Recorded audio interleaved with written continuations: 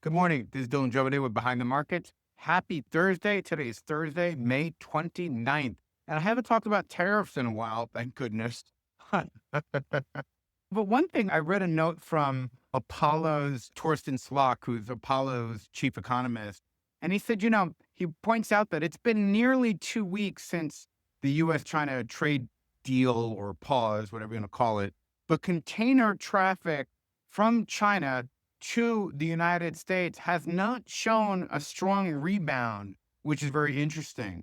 And that raises a couple of questions. Actually, I'm looking at the chart here of container traffic, and it doesn't really, it's a small bounce. It's interesting. So that raises the question, are 30% tariffs on China still too high?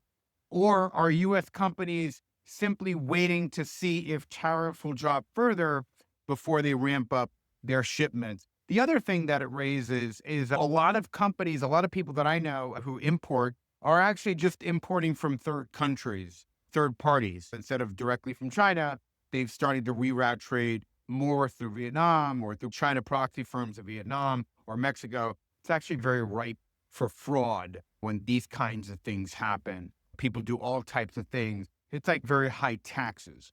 People go to extraordinary lengths to not pay very high taxes. They create all types of shelters and workarounds and all these other things. And I think that we're starting to see some of that with this tariff policy or whatever you want to call it. So I thought that was interesting. The other thing that a lot of folks have written in to ask me about Apple. President Trump has said that he was going to slap, and he has apparently slapped 25% tariff on Apple because Apple chose to move their manufacturing iPhones that are made in the USA, that are designed to be sold in the USA. They move manufacturing to India from China. They're in the process of doing that. And President Trump came out when he heard that and said, we don't want manufacturing moved from China to India.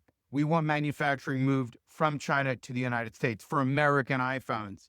Now, a lot of folks who really follow this, who really are close to the actual manufacturing of an iPhone, say, like Dan Ives at Wedbush, he's got his finger on the pulse of this like nobody and has for many years. He says that with labor costs in America, if we manufactured iPhones in America, that would cost $3,500 a phone, which basically would completely change the market, who could afford them or how long they were held on. And because if you paid $3,500 a phone, basically 3 times what they cost now, think about what would happen. Number one, that would slow the advancement of technology because people would own their phone. They would own their phones for a lot longer. Instead of the average, which is 3 years now, it would be a decade or so to own a phone like that, maybe 5, 7 years, which would reduce the progress and speed at which tech gets pushed out. So it would have an effect on so many things. Really, it's crazy. But one way that Dan Ives talked about the way Apple can placate Trump is basically by having the phones assembled in America instead of made in America. And you might not know this, but there are a lot of products that you go and buy every single day that say made in America, but they were not in fact made in America. They were assembled in America. And that's the country of assembly. So you can actually say made in America. It's not entirely true. As far as Gump said, it's a little white lie, ain't gonna hurt nobody.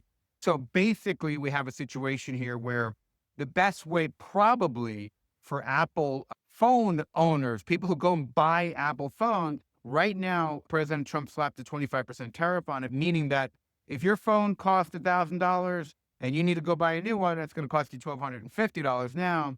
But we're hoping that Apple, starting by saying we can assemble phones in America, will be enough to placate the Trump administration for right now.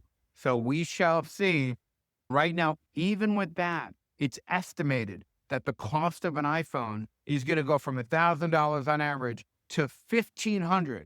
Now, that's a 50% increase. It's much better than going to $3,500 if we manufactured them here, but it's still a 50% increase. So you're almost better if you're Apple just to accept the 25% tariffs and go about your business in the short term. In the long term, President Trump, using the bully pulpit that was so effectively created and used by Teddy Roosevelt, is really just going to bash Apple until this gets resolved. into a place that he's probably more comfortable with. Anyway, that's all I have today. I will speak to you later.